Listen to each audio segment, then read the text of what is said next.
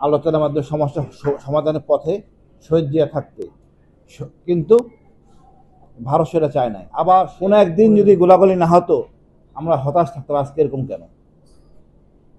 আমি এই ইতিহাস আমাদের এই পার্বত্য চট্টগ্রামের শান্তি বাহিনীর সৃষ্টি এর জন্য মূল দায়ী আমাদের ভারত।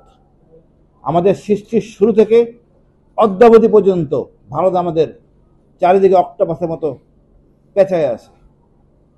আমাদের এই ছাত্ররা আমাদেরকে এই ভারত থেকে মুক্ত করছে, আমাদেরকে বোঝাতে সক্ষম হয়েছে সমগ্র জাতিকে ভারত আমাদের একমাত্র শত্রু। আমাদের এই চেতনা ধারণ করতে হবে। আজকে পার্বত্য চট্টগ্রামে আমরা কথা বলতেছি, এই কথা বলা স্কোপ হতো না যে শহীদ জিয়া একটু একটু সঠিক সিদ্ধান্ত না নিতেন। তারপর আমি বলি, সমস্যা সৃষ্টি করছেন শেখ মুজিবুর রহমান আবল তাবল বলে, উনি উল্টা পাল্টা বলে পাহাড়িদেরকে বাঙালি বানাতে চাইছেন, যার জন্যই সমস্যা সৃষ্টি। তারপরে ভারত শেখ মুজিবুর রহমান জীবিত থাকার পরে সাথে থাকতেই এই শান্তি বাহিনী সৃষ্টি করেন। সন্টু লারমা গ্রেপ্তার হন, আলোচনার মাধ্যমে সমস্যা সমাধানের পথে শহীদ জিয়া থাকতে, কিন্তু ভারত সেটা চায় নাই। আবার সে একটা উপদল বানায় আমার পার্বত্য উত্তপ্ত করে। যাই হোক, আজকে গর্বের জায়গা হলো এখানে আমরা 51% বাঙালি। বাকি যে 14টা জাতি আছে মানে ছোট ছোট জাতি, আমরা এদেরকে অ্যাড্রেস করতে পারিনি। এটা আমাদের ব্যর্থতা, সরকারের ব্যর্থতা। আমাদের উচিত হবে সমস্যাগুলি বোঝা, এরপরে মনে করেন যে এটা চুক্তি হইল, এই চুক্তিটা সকল জিনিস আমাদের আশা প্রত্যাশা সব শেষ করতেন। এটা আমাদের শেখ হাসিনা, উনি এমন এক চুক্তি করছেন, উনি মাথা মুন্ডু কিছুই জানেন না, সম্পূর্ণ ধ্বংস করে দিয়েছেন।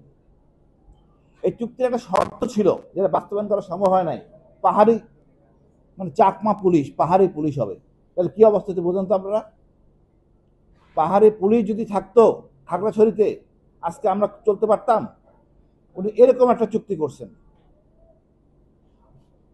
তারপর চুক্তি করছেন একটা জমি নিয়ে বিভেদ। এই জমিতে আমরা খুব একটা ক্ষতিগ্রস্ত না। আমি সন্টু লারমার সাথে কথা বলছিলাম, র্যাবের সিও ছিলাম, যে আমাদের তো জায়গা ছেড়ে দেওয়ার কোনো স্কোপ নাই। আমার বাবার কবর, আমার দাদার কবর, ভাইয়ের কবর, আমি তো ফেলে দিতে পারবো না। কিন্তু শেখ হাসিনা চুক্তি করছিলেন সমগ্র বাঙালিদেরকে এক জায়গায় নিয়ে আসবেন। কোন জায়গায়? কাপ্তাই ড্যামটাকে বন্ধ করে দিবেন, কাপ্তাই ড্যামের এই জায়গায় উনি বাঙালিদের আনবেন। কতটা মানে নির্বুদ্ধিতার মতো এই সিদ্ধান্ত! এটা ছিল অলিখিত চুক্তি, এটা নিয়ে এমন কষাকষি অনেকদিন ছিল। তার একটা চুক্তির মধ্যে আমি বলি, 700 পুলিশকে নেওয়া হয়েছিল সারেন্ডার করা 2000 শান্তি বাহিনীর মধ্যে। এই যে দুইজনের সাথে আমার দেখা হয়েছিল জেলখানায়, একজনের নাম এমং চাকমা আর একজনের নাম প্রেম চাকমা। দুজনেই পুলিশের গুলি বিক্রি করার জন্য, মানে নিজ বাহিনীর ওনাদের পুলিশে আনা হয়েছে, এটা পুলিশের গুলি বিক্রি করতেছে ইউপিডিএফের কাছে। এবং হাতে নাতে দুজনকে ধরা পড়ে। এটা কাপুর থানায় মামলা আছে 12 সালে কোরবানির সময়। তখন সে আমার গর্ব করে বলতেছিল আমারে, আমি 15,000 অধিক অ্যামুনিশন বিক্রি করছি, এক একটা অ্যামুনিশনের 1000 টাকা। ধরা কেন পড়লো? এই অ্যামুনিশন এখন 1100 টাকা বিক্রি করবে জেএসএস এর কাছে।